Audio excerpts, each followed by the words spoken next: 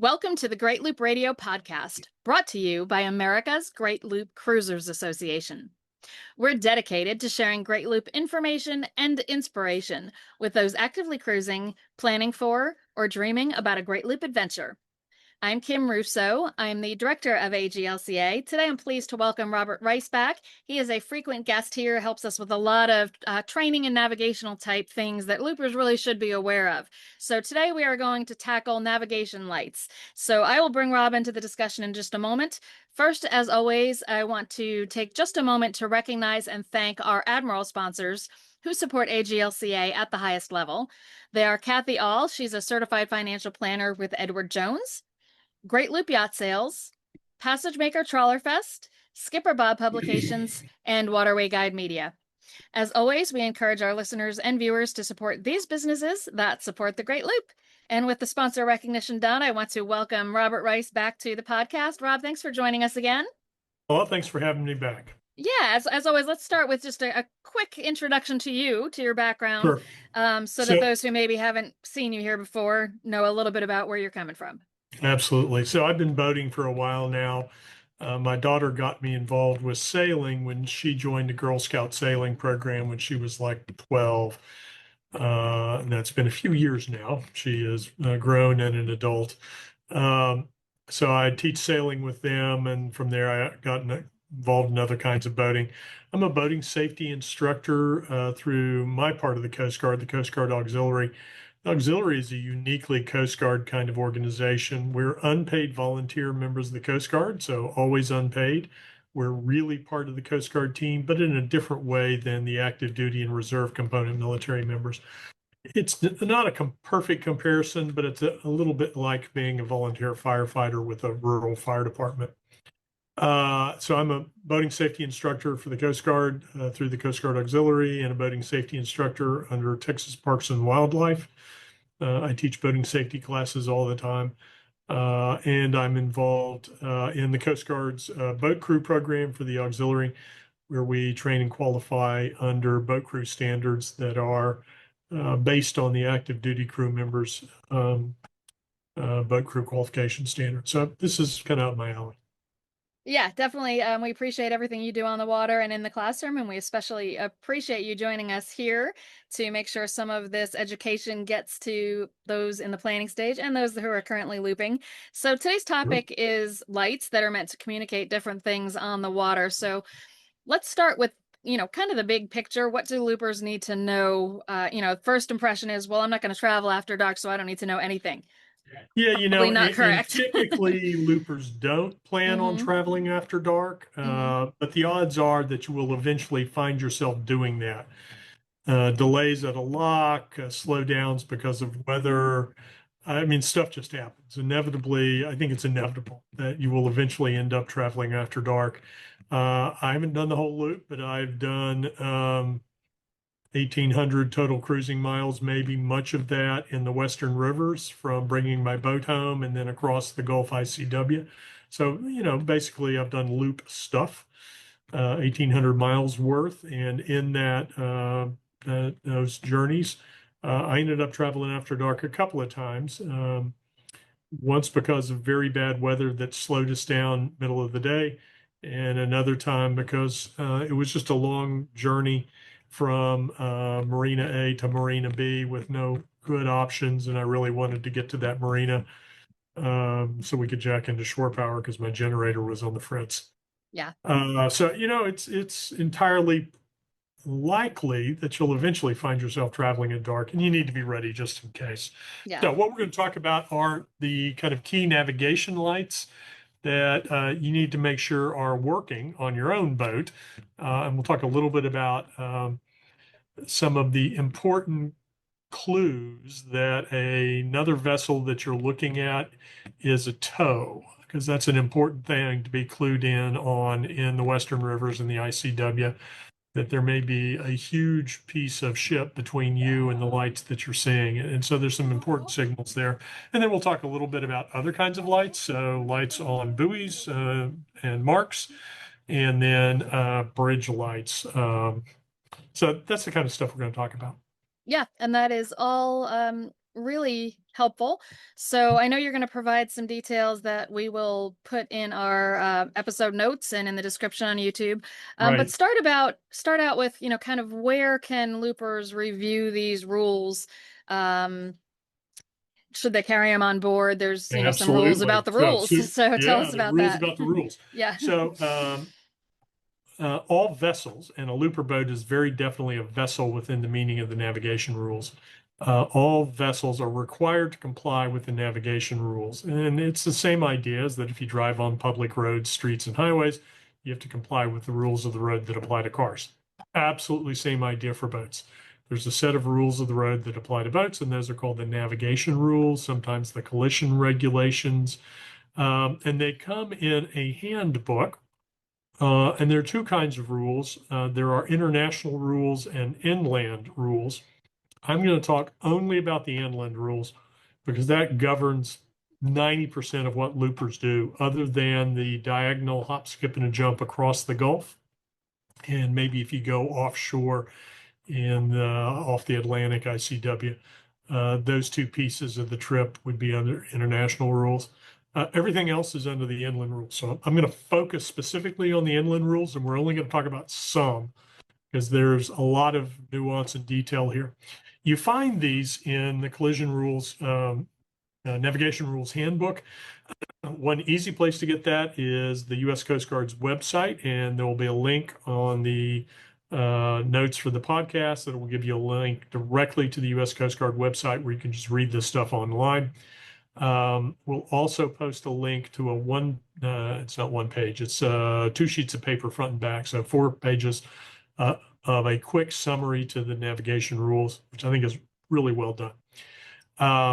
Now, what the NavRules say is that for larger-ish vessels, that is 12 meters and above, so 40 feet, 39.5 feet, I think, 39.6 feet and above, you are required by the NavRules to carry a copy of the navigation rules on board.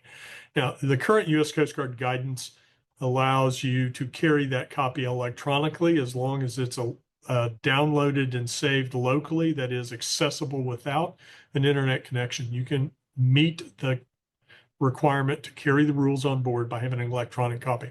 I don't think that's the best idea. I think everybody's much better served by having a paperback copy of the NavRules on hand. It's so much easier to pick up the book, thumb through it, get out a highlighter, make notes in the margin. I think it's just much easier to learn and study from a paperback book than it is from an electronic set. The thing I would say you want to be careful about buying a paperback copy is you want a copy that has color illustrations, because the lights we're going to talk about are red, green, and yellow and white in this conversation we're going to have today. And if you have a book that's printed entirely in black and white, looking at those illustrations about light is going to be less helpful than it should be. So neither the Coast Guard nor the Coast Guard Auxiliary recommends specific products or services, but I'll tell you what I carry on my boat. And that's a paperback book about, sort of normal paperback book size, from a printing outfit called Paradise K, C-A-Y Publications. Their navigation rules handbook is it's clear, it's well bound, it's not falling apart. The illustrations are in color. You can buy it off Amazon. If you buy something on Amazon, look at the reviews and make sure you're going to get one that's printed in color. That's the illustrations printed in color. It's worth a few extra bucks to get one that's going to be more useful. Yeah. Great information. So we know now that having a copy of that on hand for boats that are 39.6 feet or greater is required. Let's talk about lights. Are recreational vessels required to also use lights? Absolutely. So you've got several kinds of lights, and we're going to talk a little bit about each of the kinds. So there are red and green side lights. There's a masthead light. There's, for larger boats, looper-sized boats, a stern light separate from the masthead light, plus an anchoring light. Those are the basic lights that a recreational-sized boat are going to carry. And those are defined in the navigation rules. So first thing is, do recreational boats really do this? And the answer is Usually, yes. Particularly larger cruising size boats tend to have the lights and tend to have some idea of how to use them. The thing I get worried about are small fishing boats, sort of two guys, six pack of beer, 15-foot boat. They may have zero lights. They may have a light that's the wrong color. They may have the lights in the wrong places. I was out with some friends on Coast Guard boat patrol about 30 days ago in the middle of Clear Lake. And there was a guy in a kayak in the absolute dark of night with no lights on his kayak paddling across what is often a fairly busy area. That was actually a pretty dangerous situation. So you do have to be on the lookout for boats that aren't displaying lights. Yeah, and that's Okay, absolutely so something you're going to want to totally. check out your lights and understand, make sure you know where they are, make sure that they work, which is usually And that part of a really boat should be on survey. your sort of pre-departure checklist before you Hmm. head out, is to flip on the nav lights and do the 30-second quick check. Do all the lights work? Yeah. Particularly before you head out on a day's journey where you think there's a possibility, even a small one, that you might end up traveling after night. Yeah. And as Rob's, And as you said, it's when not you always anchor. planned. It's not always planned. Right, and we're going to talk about the anchor light, right? So that's Hmm. one of these navigation lights, and you're absolutely required to display an anchor light when you anchor out at night. You want to, right? You want to be want to be visible and not have people mow you down in the middle of the night while you're trying to sleep. Yeah, absolutely. We would all like to avoid that for sure. Absolutely. Um, so Okay, the so yeah, let's go into the lights for looper boats, and there's differences again at that 12-meter mark, which yes, is 39.6. That makes it a little challenging because the average looper boat's about 40 feet, and that is also the right. median. So Uh, half the boats are going to have yeah. one set of rules for this and the other half. So let's start So with the ones 39.6 feet and over. So if you have a bigger boat, 39.6 or bigger, listen up to these. Go ahead and fill us in on those. right, and you need to actually think about this. My boat, which is my background, if you're watching the video, is 40.5 feet, and it came equipped from the manufacturer with the wrong nav lights. Oh, wow. Yeah, and it's a 2006 model boat. So it had the incorrect light at the top. So let's talk about that. Okay, so Yeah. let's start with the easiest thing, the red and green side lights. So these mark the sides of the boat. And the idea is if you were, for example, if in the dark of night you look out in front of you and you can see both red and green lights coming towards you, what you're seeing the front of the other fellow's boat.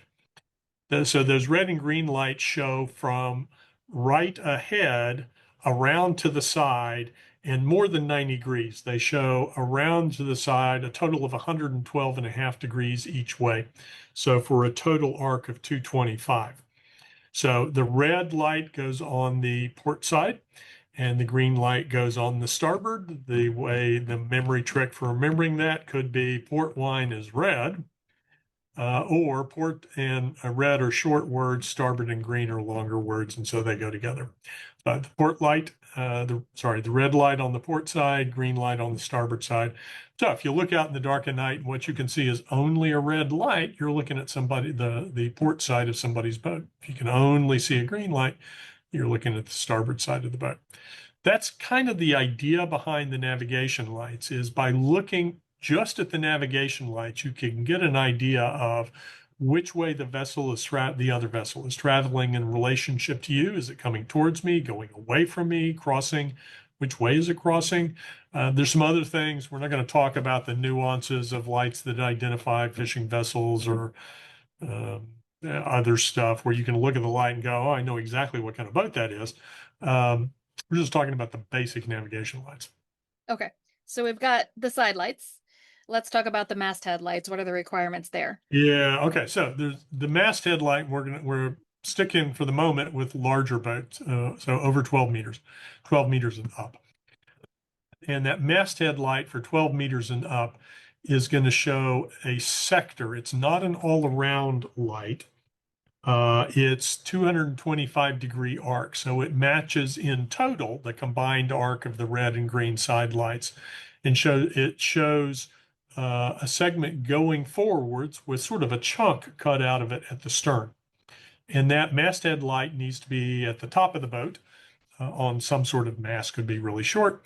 So in my boat, the mast is it's attached to the roof of the flybridge, and that mast is maybe a foot or 18 inches, just enough to get it above the roof line, and so that the light is not obscured by the radar dome. Mhm. And then the And last that's a one, white light. okay. And then the last It's a one is white light. the stern light. So the stern light tells you if you that you're looking at the back end of the boat, and that stern light is mounted all the way at the back and lower than the masthead light, and it shows the sector, the arc that's not covered by the masthead light. So it shows 135 degrees, and that's going to be a white light as well. So for larger boats, here's the quick review. For lights underway, what you're going to show are the red and green side lights. Those are going to be at the front of the boat and show from dead ahead around 112 and a half degrees. Then you're going to have a masthead light that shows 225-degree arc in total from dead ahead to 112 and a half degrees back around each side. And then at the stern of the boat and lower down, you're going to have the stern light that's also going to be white, like the masthead. And that one will show 135-degree arc. So if you look out in the dark of night, you can see a red light and then a white light above it. What you're seeing is the port side of somebody's boat. You're seeing the red navigation light, then you're seeing that white masthead light. If you look out in front of you and all you can see is a white light, then you're either looking at, we'll talk about this in just a second, a boat that's anchored, or you're looking at the stern of a boat that's going away from you. Yeah. So your boat should be equipped with these from the manufacturer. You mentioned, Rob, that yours was not quite right. But It as was far as not. placement of the side lights, is there a guideline or just go, where So they exist is fine? typically, they're either all the way forward, although on many boats, all the way forward is sort of occupied by anchoring equipment. Mm-hmm. So they'll be sort of on the structure of the boat, very far forward on the boat, but they need to be placed in a position where the structure of the boat does not obscure the light show directly forward. Mm-hmm. So in the auxiliary, we do vessel safety exams, and we're using the exact same checklist that the active duty boarding teams do when they do a vessel inspection. And one of the first things they look at is, okay, let's see if your lights, are they installed correctly? Do they show correctly? Do they work? And so that's one of the things we look at. But the important thing is it needs to be viewable from straight ahead in an unobstructed arc around the side, past the right angle mark, past the 90-degree mark, and back a little ways. So a complete unobstructed arc from dead ahead to 112.5 degrees just up aft the beam Right. on both sides. So it needs to be very clearly forward, and it needs to be where it's going to be, unobstructed view all the way around. Right. Okay. We mentioned that those were the rules for boats over 39.6 feet, 12 meters. Let's talk about boats under that length, because about half of the looper boats are under that length. Yeah, and the light there is a little simpler. So you still have the red and green side lights, but in place of the stern light plus the masthead light, you have a single all-around white light at the top of the boat. Excellent. So Well, that's the pretty light easy arrangements are a difference. little simpler. Yeah, Yeah, a little for simpler. sure. As are many Well, things on the smaller boats, which is one of the beauties of a smaller boat. right, right. But Um, it's not a huge project to have the lights changed out. I ordered new. When it dawned on me that my boat was set up incorrectly, I ordered new LED-based lights. I did not do the rewire job myself because it looked pretty tedious. So I had the boatyard do it, and it took a couple hours for them to run new wiring and swap the stuff out. It's mhm. not a huge, not a major project at all. Okay. Let's talk about anchor lights for vessels when you're at anchor. We'll talk about that, and then I think that'll wrap up what we need to do on our boats, and we can move on to what the Exactly. lights we see are telling us. So Yeah. let's talk about what to do when you're at anchor.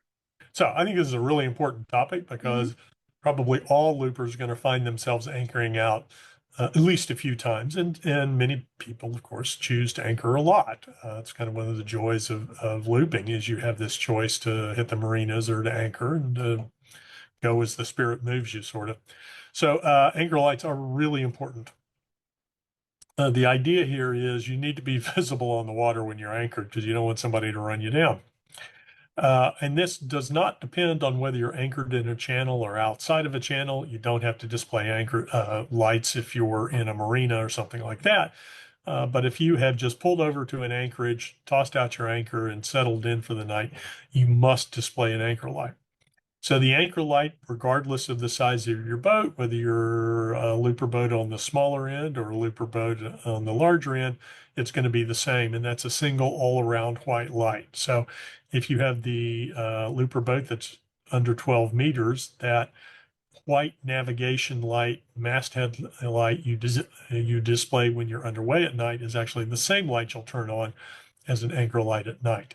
If you're a larger boat, then you have to have a masthead light when you're underway, that 225-degree arc, but then also have a 360-degree white anchor light. I was able to find a single fixture that combined both. So there's only one light at the top of my masthead, two switches, or a two-way switch, basically, that either turns it on as a navigation light when I'm underway or turns it on the full 360-degree circle if I'm anchored.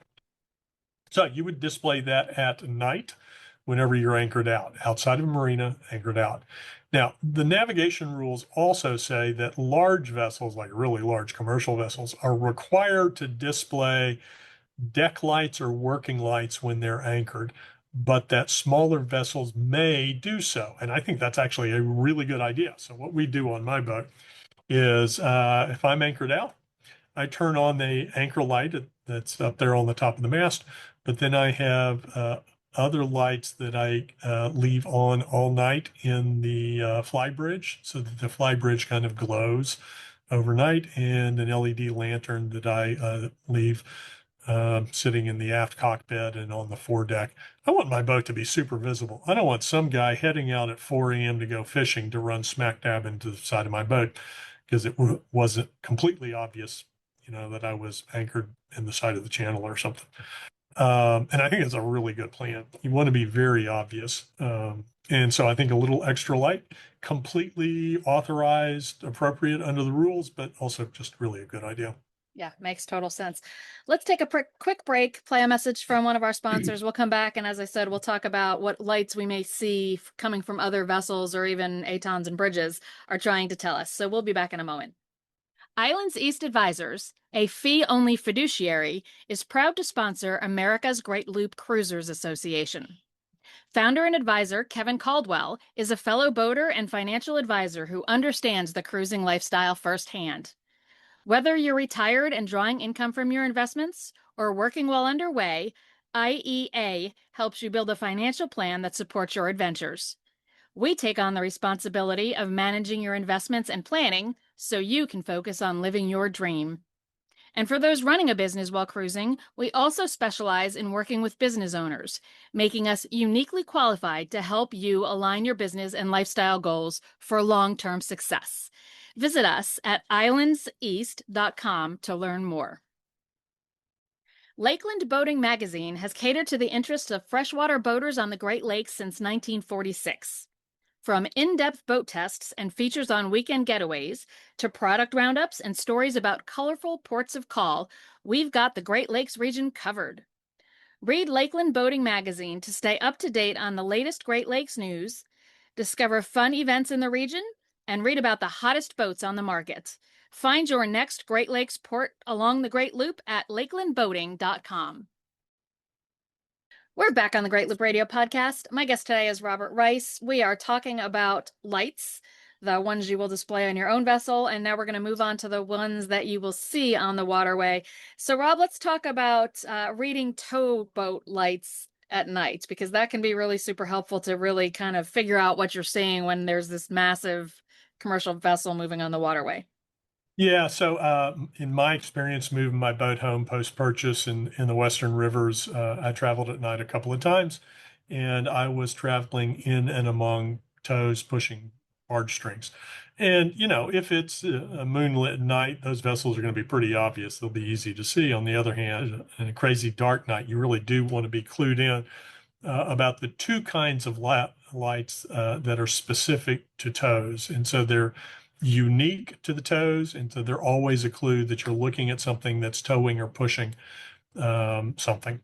And so the two clues are that for a tow pushing a string of barges, for example, or pulling something on a cable behind, they're going to display two masthead lights. If the overall length of the entire thing is really long, more than 200 meters, there'll be three masthead lights.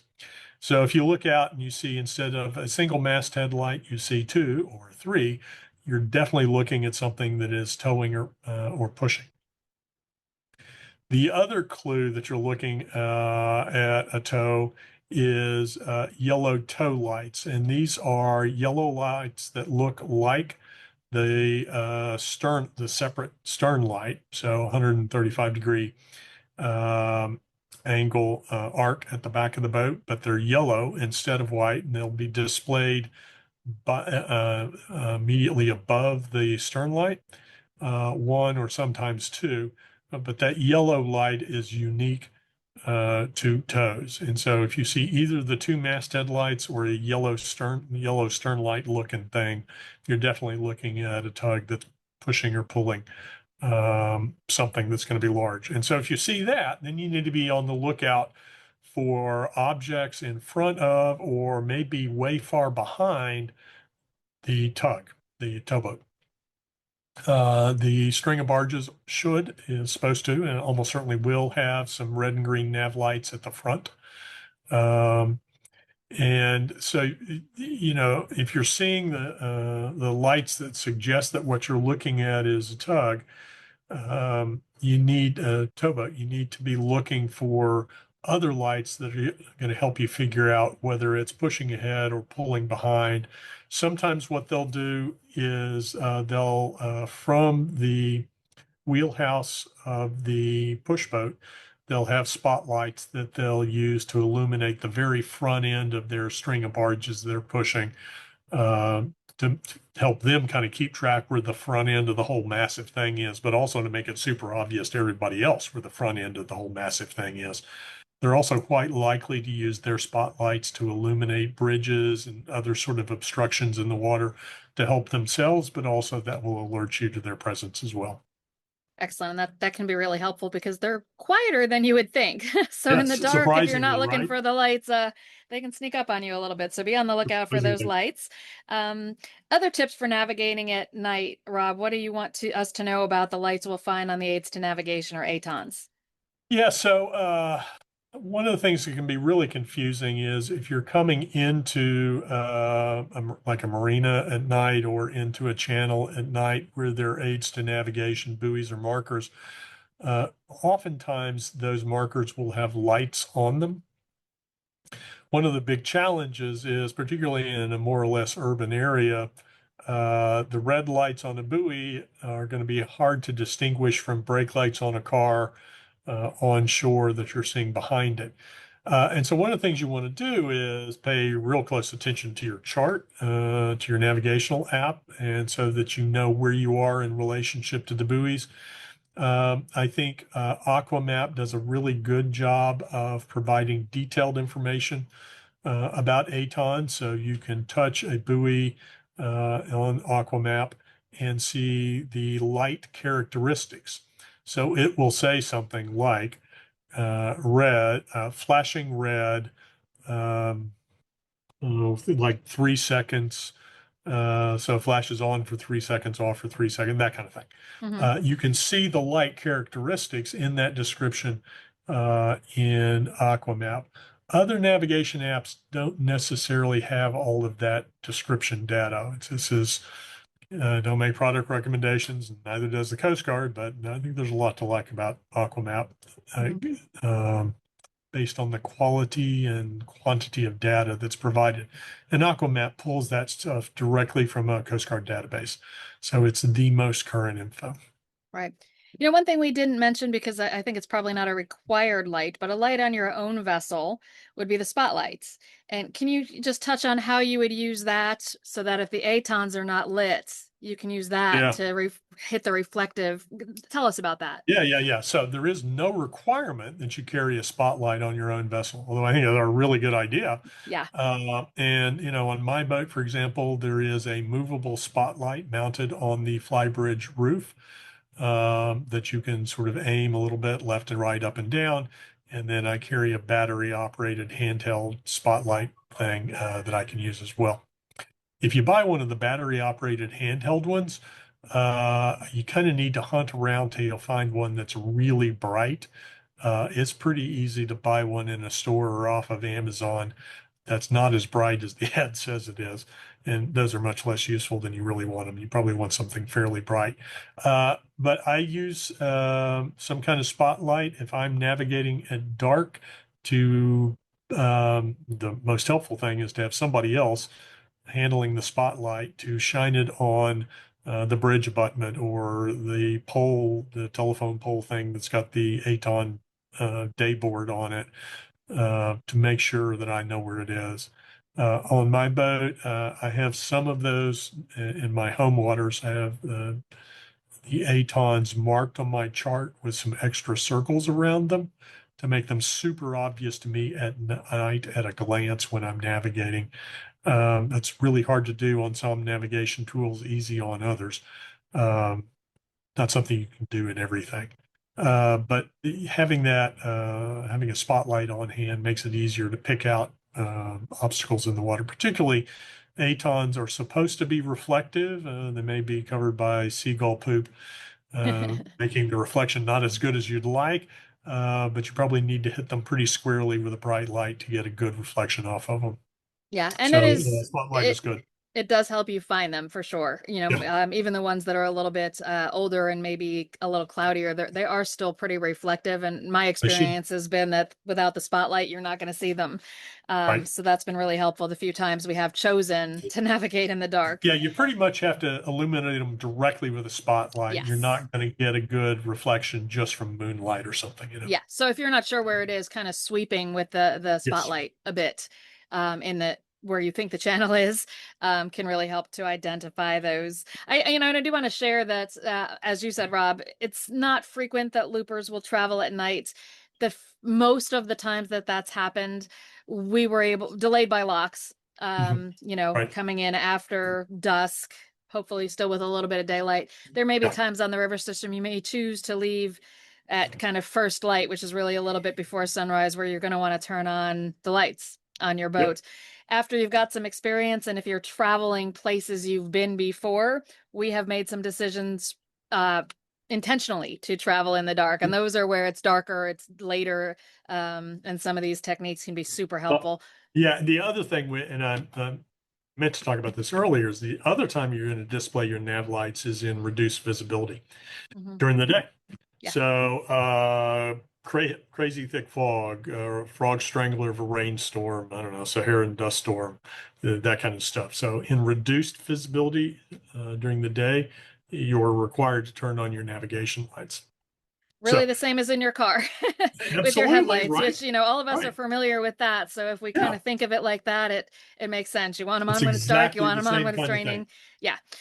So the one thing we really haven't talked a lot about is bridge warning lights. So let's cover those before we wrap up. Yeah, and this is one that kind of catches people by surprise sometimes.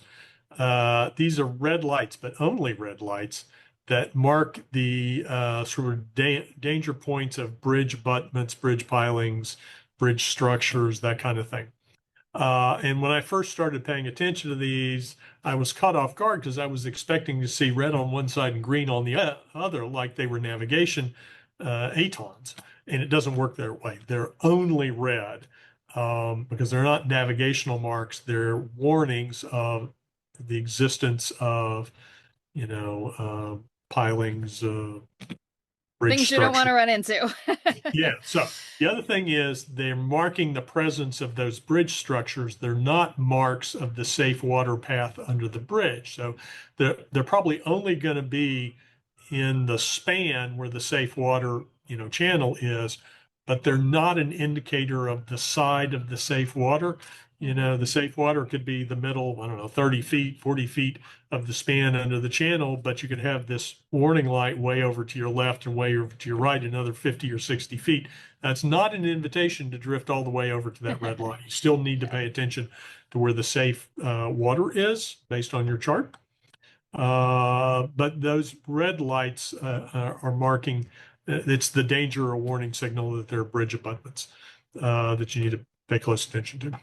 So the other kind of bridge light is a green light that should be hanging down from the center or the top of the bridge span underneath to mark the center of the passage under the bridge.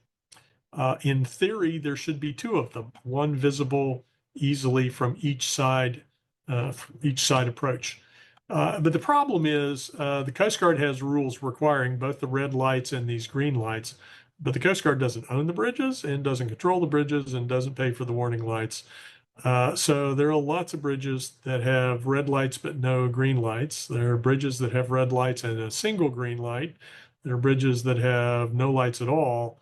And it's kind of a hodgepodge about what is where. So in theory, you should be seeing these. If it's a newer bridge where the bridge is well maintained, they're probably still there and still work. If it's, sort of a worn down old country bridge out in the middle of nowhere, there's probably no lights on it as a practical matter. But if that's what you see, you see red lights and maybe if you're lucky, a green light hanging down, that's what you're looking at. Now, the other thing that's important if you have a tall boat is that green light marks the center of the channel underneath the bridge. It's not a mark of the highest air draft space under the bridge. Those could be two different things. Might be the same thing, but they might not be. So you still got to figure out, do I need to shift to one side or the other to get sufficient clearance to get my boat under this bridge? Yeah. But the green is to help you figure out, okay, this is the navigable channel, and here at least is the center line of the navigable channel under the bridge. Perfect. Rob, excellent tips. Any last thoughts before we close this one out? No, I would say get yourself a paperback copy of the navigation rules and spend a little time thinking about what the navigation lights mean and how they work.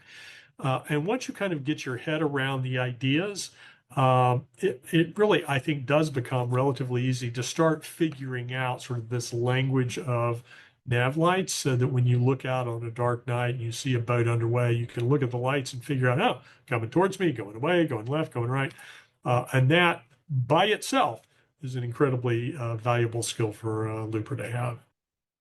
Excellent. Rob, thanks for joining us. We always appreciate you being here and teaching us something. I learn something every time you're here. So we appreciate you. We'll have you back soon. All right. And thanks to everyone who's watched or listened this week. We'll be back next week with another episode of the Great Loop Radio podcast. Until then, safe cruising.